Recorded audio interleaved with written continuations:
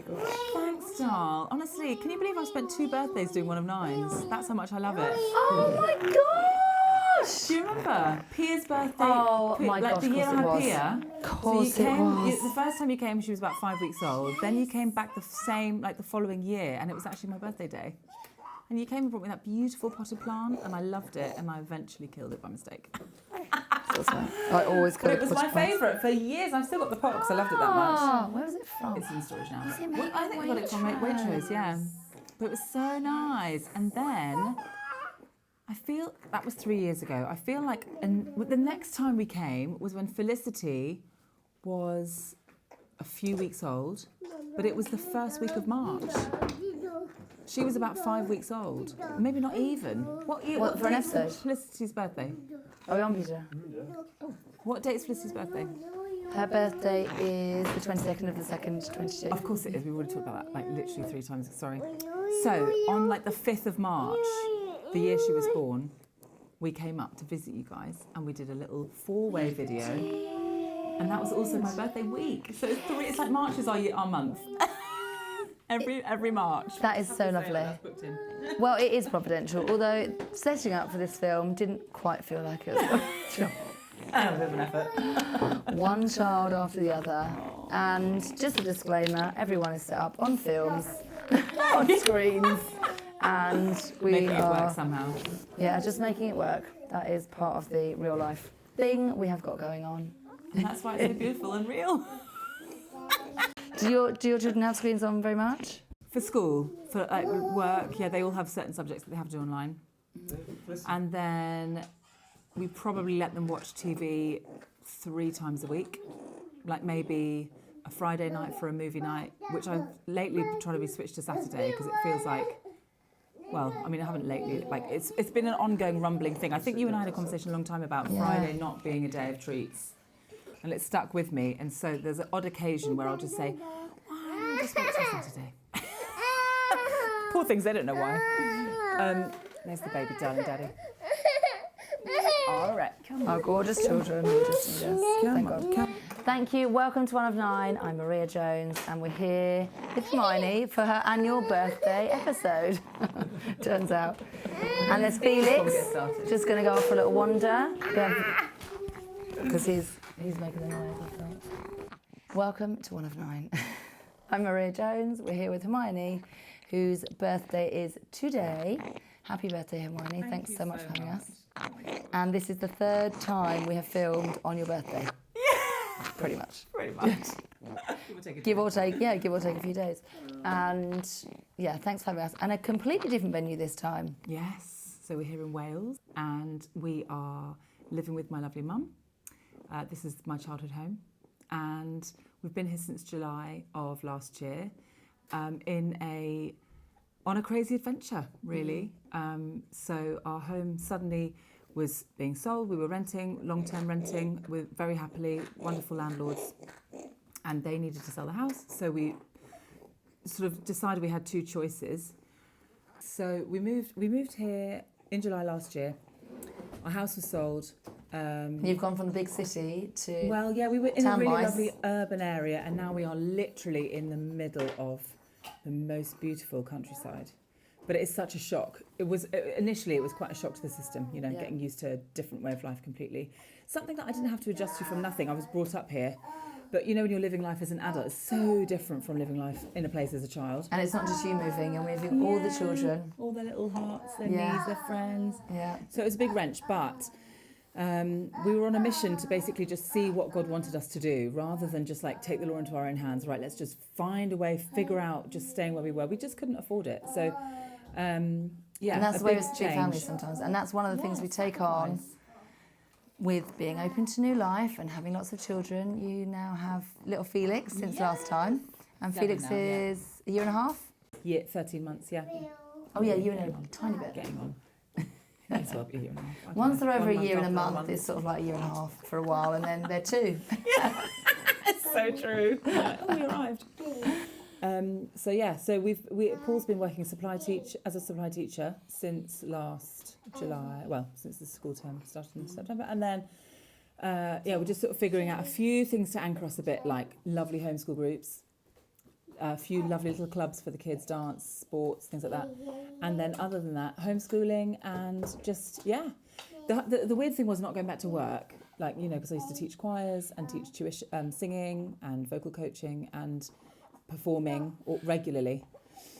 So that was a weird thing to adjust to, and that's still something that I'm looking forward to getting back to at the right time. Yeah. Good. Yeah. So you have got a lovely family culture, and it's your birthday today, and you've got a lovely, like I noticed with you and your children, they'll come to you naturally, they'll tell you they love you, they'll thank you for things really sweetly, and, you know, thoughtfully come over to you quietly and say things. Paul, you know, will encourage them and, you know, point them in your direction and things. And how have you built up your family culture? What sort of things do you notice? I notice things like all these lovely birthday cards that they've made for you, and... Gosh, well, I don't know even, Maria, to be honest. Like, most of it is just like the combining of two worlds, me and Paul, you know, combining what we've learned from our own experiences as children and then young adults, and then what he learned, and then bringing that together and learning, like, together, what do we want for our children and what kind of environment do we want them to grow up in? What sort of environment do you want them to grow up in? Well, just so, like, I heard this guy once say, like, we just want our children to know that they're loved. How are they going to know that they're loved? How are we going to teach them how to love? Just by constantly reminding them that they're loved, like, constantly. And yeah, trying to do that in all different ways, like service, physical affection, really important, hugs, kisses, I love you. I noticed that. All the time. We're very affirming in that way, because I feel like even though both of us had very loving families that we grew up in, I feel like, I don't know, when you're an adult and you're exposed to, like, okay, suddenly you have to lead on that. How do you do it? Well, you just have to keep, even when it's hard, you just do it anyway. Yeah. Lots of cuddles, Definitely cuddling and hugging, kissing, all of that for me. That, though. So I've got more into it. Yeah, but you're so verbally affirming as well in your family, like lots of lovely words of affection constantly with your children, and reminders like how you talk to them, the names that you use for them. So loving. I do think like the touch, the touching children is a really important thing. And I've read some books. James O'Leary. That man, it's On Fire, his book. Oh. And then In Awe, and he recovered from this incredibly awful burning of all over his body, and he recovered because of this. A lot of prayer. He's from a Catholic family, and also he really valued touch, and that his siblings came in to see him and they touched him, and that was a huge thing, physical touch, But I do think with the children it is really important. I've seen families when they've grown up and they still hug and kiss their mum and their siblings, and I think that's something I definitely want. So it seems incidental that it might just happen or it might not, but that's something that you have to lead on it. You have to lead on it, and even when it's like... made an effort with. Yeah, like you have to consciously decide, like, this is a thing I'm going to keep doing, you know. And because obviously the baby, for me, sometimes it is, like, as much as I absolutely love my children, I hope that they always know that, sometimes I have to make that decision, like, I haven't hugged that child today. I haven't hugged them enough today. Yeah. Bella and I were joking actually the other day, like, you need eight hugs to be a healthy human being. 8 hugs a day. Do you? So now we do this funny, like, 1, 2, 3, 4, like, make it 9, so we're really healthy. But it's like, it's a thing that I don't know, it's naturally come, but Paul and I are very physically affectionate between us as ourselves anyway, so it is a natural offshoot of that, I think. And also he is very, very much words of affirmation, which he gives to me so much that sometimes I'm like, oh, for goodness sake, which is such a mean thing. I'm so grateful. I really am truly grateful that he says all these lovely things. But, you know, like, I don't know, I should not say it maybe, but I'm kind of spoiled, you know. So, but I also know that his leading on that, it teaches the children. They get a lot of what they know through their, you know, the way they love each other and, you know, us back through him. He's taught them that. Yeah, just by modelling it. Yeah, modelling it. Let's face it, it's not always easy, and I do feel tense at times. I describe it as tense.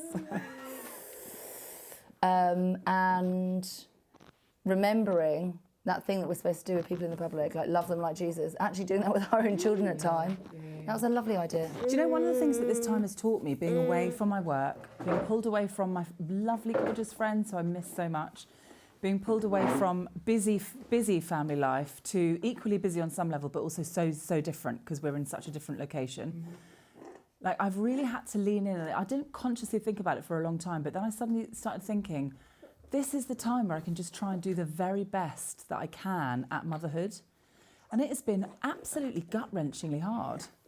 Do you know, because there's like everything that I do, I feel like it's being scrutinised, most importantly by myself, because I'm my worst critic. But, do you know, I just think, I'm not doing that well. But actually, genuinely, it's because I've got no distractions. The only distraction that is constant is like my phone, something like that. But actually, in terms of people coming through the door, or like cars travelling by my house, or the potential of someone dropping in, like all of that's been erased. Because I used to always use excuses like, oh, I've got no time to homeschool properly because I have to work in the evening, or I've got no time to homeschool properly because I've got this thing happening or that thing. And actually here I'm like, I've got nothing happening, I just got to homeschool and mother and do my very best. So it's been stripped back, and there are times in life where that happens, and there's just seasons of struggle and challenge and a bit more, you know, more than the joys at that time, or, you know, the balance scales tip a little bit. Totally, Maria. And I feel more tense. So there's that time in the day where you've got 3 children or 4, depending on how big your family is. Like for me, it's like 3 kids at the table trying to do maths. Then there's this lovely baby who needs all the attention before his nap time. Pia wants something. Some water's spilt, the dog's just done something, or like, you know, needs to go out again or come back in again, or there's like a clatter, something falls on the floor, and you literally think, I might just die right now. It's just everything going on. And do you know what? The only thing I can think of in that moment is like, this will pass. This will pass. In a few moments, everything will look different. Yeah, do you know, when it gets too bad for me, I think, okay, this is really tricky, but okay. Yeah. Then I need it. Thank God. And even I have been crying, not from day-to-day things, but more like, you know, if there's a tricky teenage chat or something like that, you know, in tears I'll even say. And I don't mean to, you know, this is just how it helps me, but I do thank God for it, because I think we want to get to heaven one day. Exactly. And so thank you, God, for this suffering. I need it. I don't know how I'm going to get through it. Please, you help me, put something right in front of my face, because I don't always read subliminal messages. Exactly. Yeah. And help me, please, in your own time, and please help us to get to heaven through this. And the tears are okay, and even though I'm crying, it's okay. I know it's okay. It's all okay. It is okay. And, you know, I'd love if we were blessed with more children, and it is this challenging time. But, you know, we've just both had a birthday.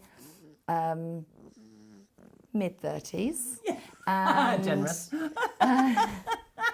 Okay, let's say. And you think, like, really, in the big scale of things, like, we don't know what's going to happen tomorrow, but if we have another 50 years, we've only maybe got another 10 years of having little children. You know, in the big scale of things, this will pass, and it is a beautiful time.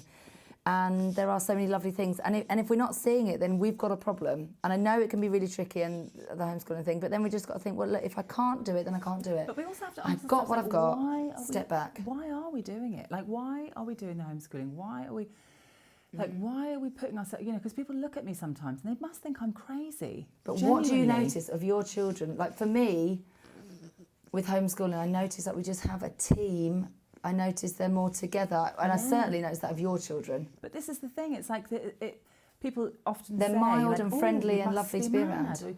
I just think, well, do you know what? If you came to witness family life, at times you would think I'm mad, but if you came at other times, you'd think, this is a little bit of heaven on earth. Yeah. Like, family life can be brutal, but let us not lose sight of the joy, ever. Yeah. Do you know, of the fact that these children are growing up, learning so many beautiful life skills through just having each other. Full stop. Doesn't matter what toys they have, what clothes they wear, what shoes they've got, what activities they do. They have each other. And that's the difference, isn't it? I can only say as testament from my own childhood that each other is so valuable. My siblings are so, like, they're part of me, really, you know? Yeah. And I just want that for my children. I want that closeness, that support, that network. cheering on, that actually when we were tiny, it wasn't easy. And we were sometimes pretty horrible to each other at times. Do you know what I mean? That's just the way family dynamics works. But also that's how characters are formed. Exactly. And good people and the life societies. skills. Like I said, life skills. Like you learn so much about relationship within the family. It's the first school, of a school of life, But it's so important for me to understand, okay, well, that's one thing. Big family, beautiful. Not everybody is able to have that. That's a whole nother conversation. And honestly, so many people are living the faith, struggling through, desperate to have more children. And honestly, I have to say, we're no heroes, are we? Let's be honest. We are not heroes. We're just doing what God has asked of us. Yeah.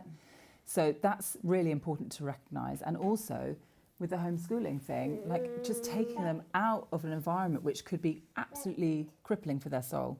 I genuinely think. We're trying. In the mainstream school? Yeah. We're trying our best to give them the best we can offer them. The true, the good and the beautiful. Exactly. Yeah, and how do you do that? Well, protecting them is not wrapping them up in cotton wool. It's allowing that shoot to grow enough so that when it leaves the greenhouse, it's ready.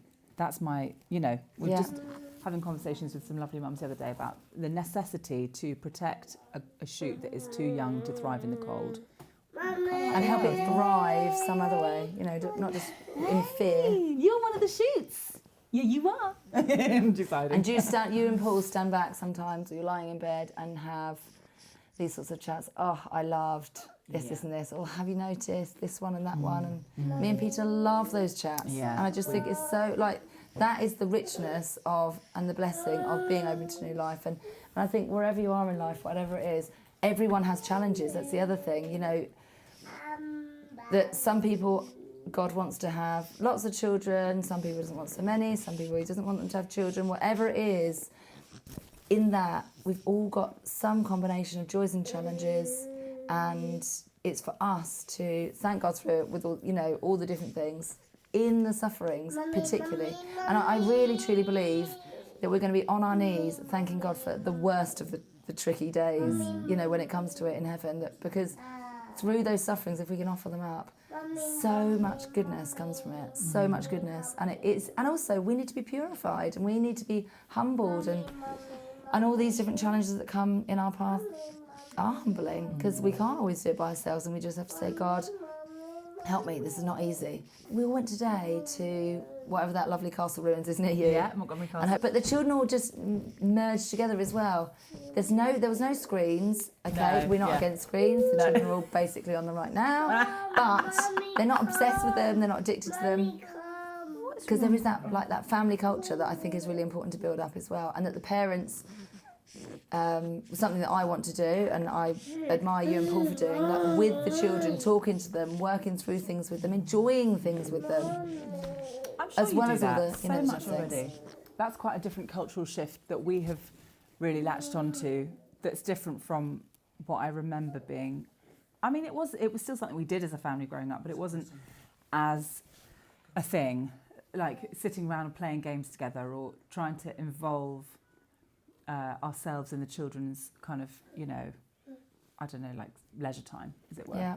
So Paul's really into that, and I love that, and I'm learning from that. And I'm not always very natural at it myself, but I have to kind of wrap my head around, know that actually these are the memories that we're building for them as well. Because we want them to come out. I mean, I'm not, everyone's going to have their own hang-ups when they're older and say this about the childhood, that about the childhood, but actually you want to try and lessen the fallout as much as you can. Yeah.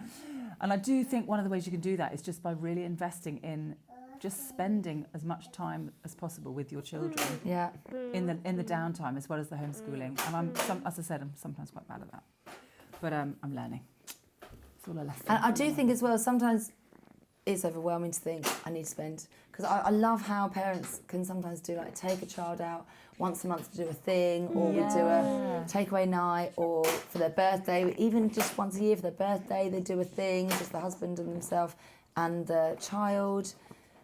And I've actually just never achieved any of those things. But I just think sometimes it's just even if you struggle with those things, in the small fibres of the day, just making sure they say, can I hold the baby? The baby's screaming, I need to feed the baby, I need to feed everyone, whatever's going on. And I'll just look at Felicity and say, yes. Not yet. Yes, you can, just not yet. Yeah. In a minute.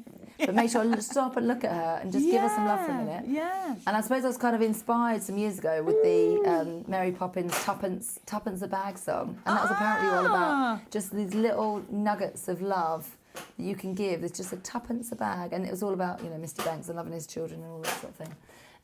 But I do think they are invaluable, those little tiny gems of moments where you can just make eye contact with your child. Yeah. Tell them you love them. Thank you, yes, we're going to do this thing, whatever it is, rather than keep brushing off every single time. Just maybe 1 out of 10. And it's easy to do because life is so busy. But yeah, like making real conscious effort to give them eye contact is so important. Yeah. And I'm actually always having to consciously decide that because I'm so busy that often I can just let moments pass by and I'm like, I didn't do it. And those moments are great because then you're reminded and you're like, okay.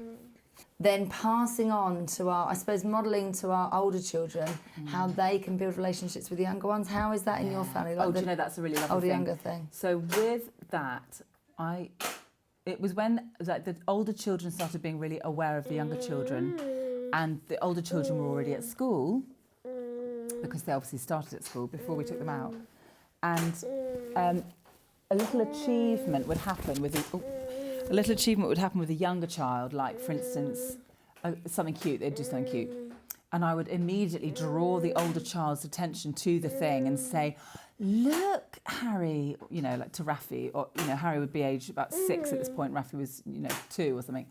Look, Harry, look what Rafi's done. Isn't it great? He'd be like, yeah, it is. It's great. Well done, Rafi. And he'd realise, I'm being asked to applaud him for his little success. And actually, that has rubbed off and been a continual thing. And now I have chats with Harry and Max and Bella, my oldest 3, about, oh my word, this thing happened today, it was so funny. And I'll be telling them little things that the younger ones have done that made me laugh, just that we can all love that person in that moment. Even after that child's gone to bed, we'll talk about them in the way that, like you said about don't you lie in bed at night with your husband and talk about all the nice things your kids have done. Yeah. But actually I do it with my children as well, and I make a conscious effort to draw them into conversations like that because I feel like it really builds up relationships in the family, and I really want no animosity. I don't want any unrest. I don't want lack of peace in my home.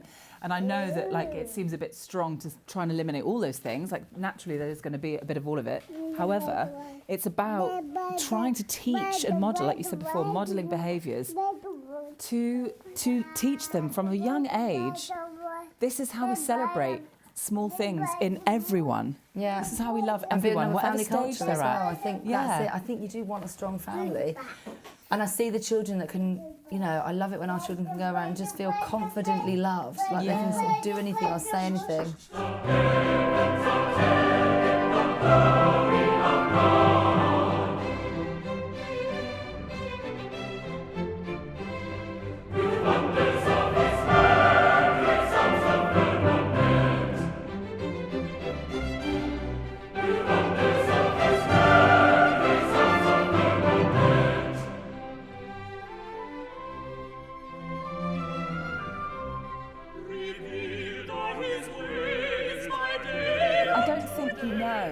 You have an image when you get married of what it's going to be like when you get into it. Yes, I say yes to this. Yes, I say in poverty, in sickness, in health, in wealth, and you're just glowing with joy. Yeah. I can safely say, Maria, the happiest day of my entire life to date was my wedding day. Oh. Just damn shame you weren't there. Oh, you should have been. You should have been there. Anyway, point is just that.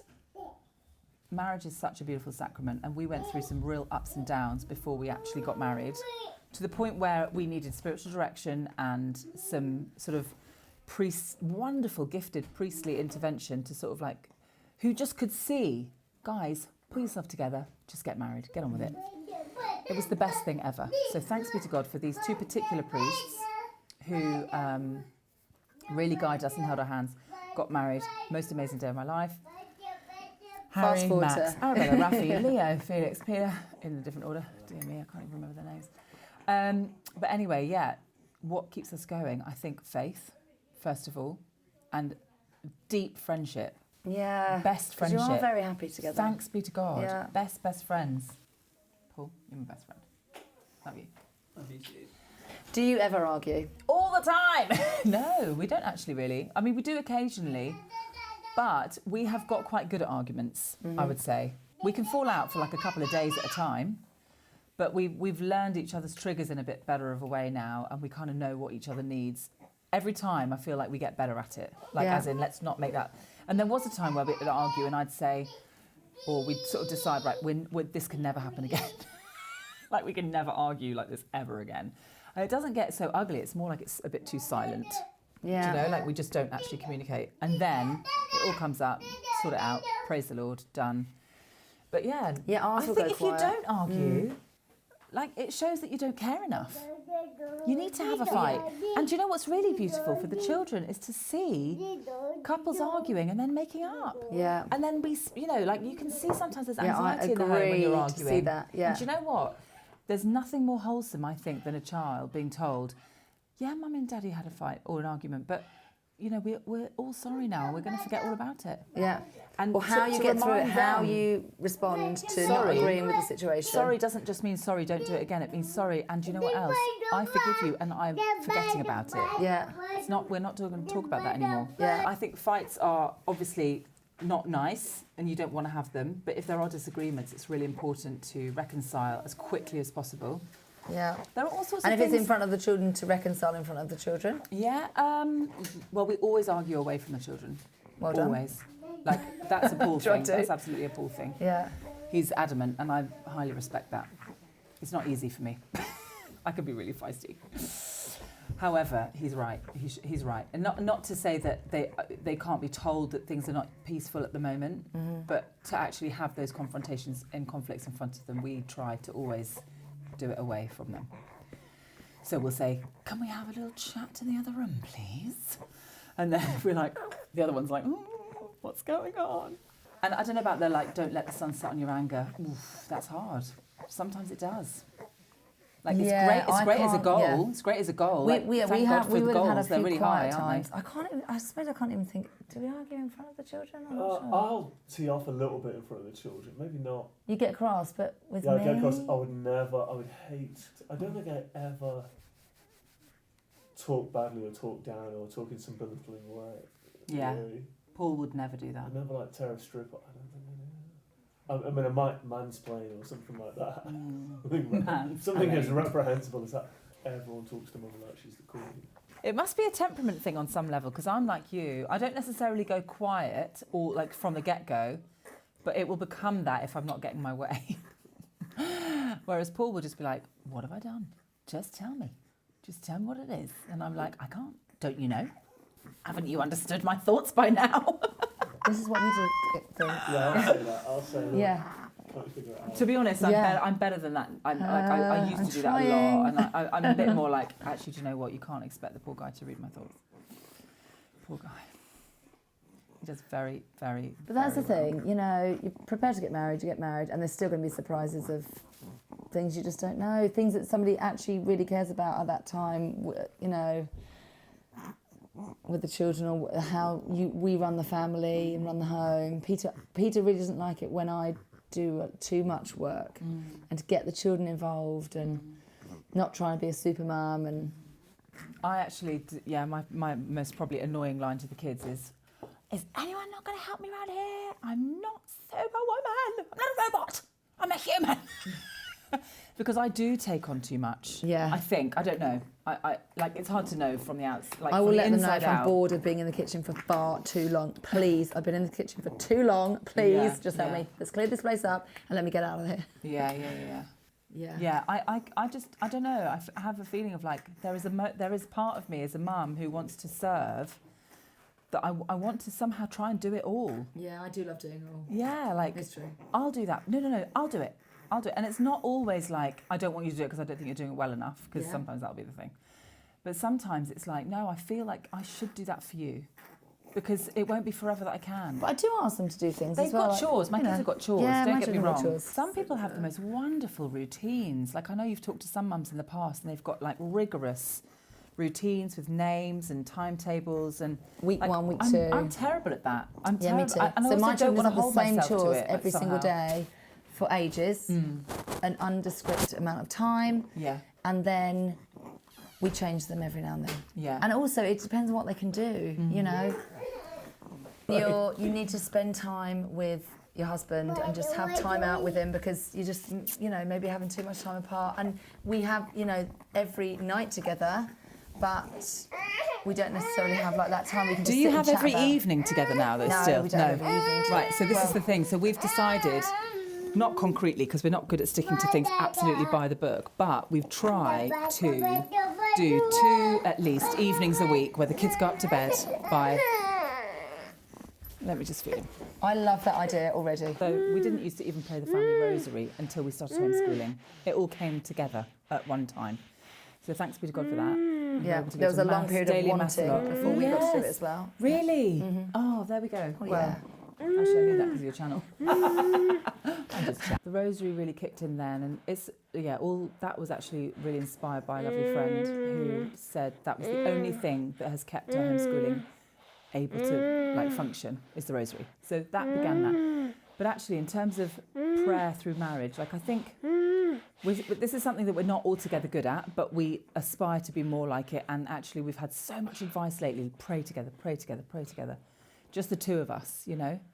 So Paul is really good at leading and saying, let's pray together. So like a little prayer first thing in the morning, just the two of us. He often will lead us just as he's about to go either to a job or like we start our day.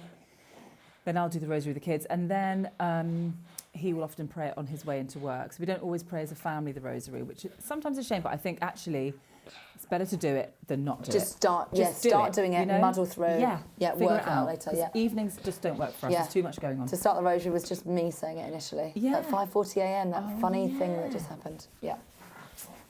Amazing. But then just muddle I through. love that. Just I start love that. somewhere. Yeah, you just got to start. Start when it's not perfect. There is seasons though, isn't it? And It is, and I think you've just I have got to alarms on my forgive phone. yourself as Yeah. well. When you can't do it all, don't punish yourself, but just be like, okay, Lord, I'll try again. Yeah, and when you think of it again, like now you've thought of it, Yeah. then you might, you know, in the next little while it'll just the shore. And it's always about a just come choice back first. again. You can't wait for your feelings to arrive. Yeah. You've just got to choose. And Yeah. it's blooming hard work sometimes. It is. But yeah, marriage is definitely sustained by prayer. Definitely. And like I said before, a deep friendship, which you have to pour into. Friendship doesn't come if you don't work at it. Like you've got to work. But I like this idea of two evenings a week. Yeah, 2 evenings a week. Well, yeah, we try and just make time for each other, send the kids up to bed, either get some nice food in or like even just... And what time might you send them out? Between 7:30 and 8, normally around 8. Oh, good. Yeah. But this house is really big and spacious, so we don't feel bad if we put them upstairs early because, you know, they've got their They've books got space up upstairs, there, yeah. bathroom, they can run around a bit if they want to. If we wanted to have them up, the kids would just be up. Okay, You know, yeah. they're old now, 14, Yeah. 15 are our I eldest. see what you mean, yeah. And actually, we've got to be like, no, there are days where you are not allowed downstairs beyond a certain time. So it has really to, like it that. has to be planned. Yeah.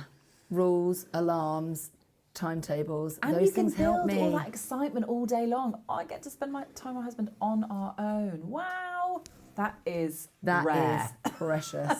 Yeah. Yeah, because we don't have every evening together, and we certainly don't have any night togethers really anymore either, because Paul is often working late on projects, phone calls. Find the time, carve it out, make it a real priority. Marriage first, then being a parent. Yes. God, wife, Mother.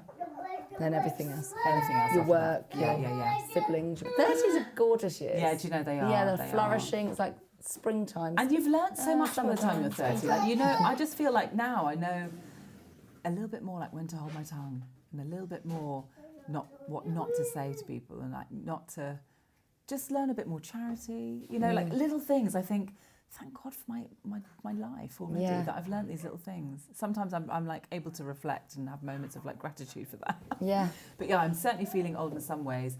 I think it's interesting, like getting to my age and thinking, wow, God might bless me with more children. Like, how does that feel? How do I feel about that? How do you feel about that?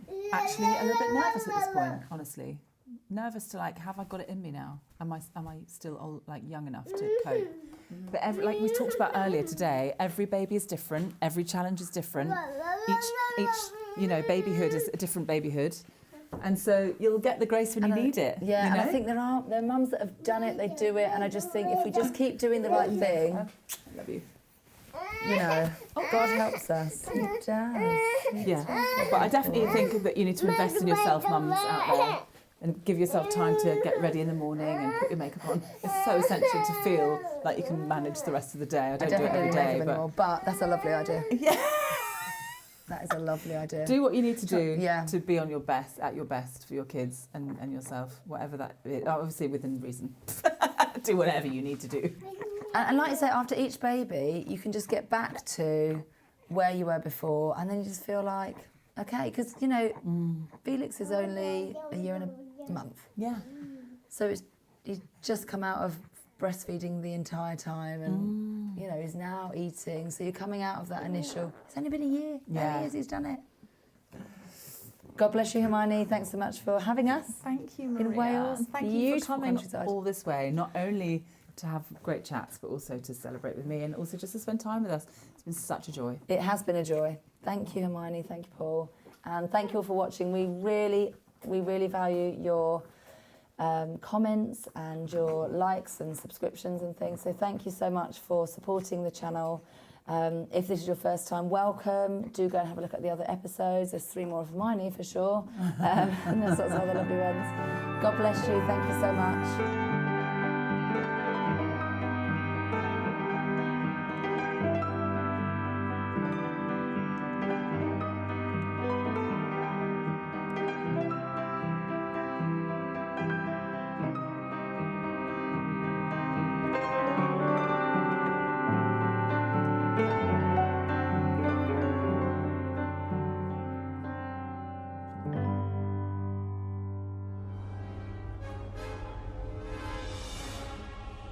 I have failed you. My master.